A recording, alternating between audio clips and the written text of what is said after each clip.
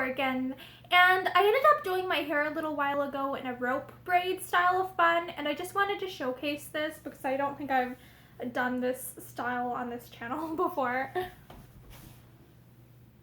So for this style, what I did is I took my hair like all at the bulk of the back of my head and then twisted it around like I would a rope to the ends. Then I just wrapped it around and pinned it where I wanted it to be.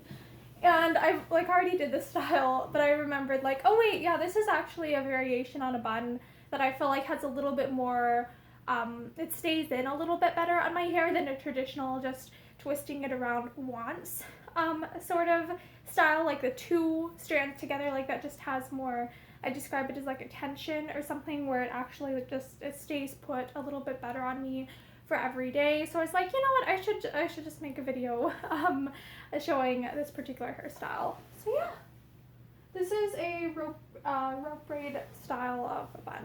Have a great day.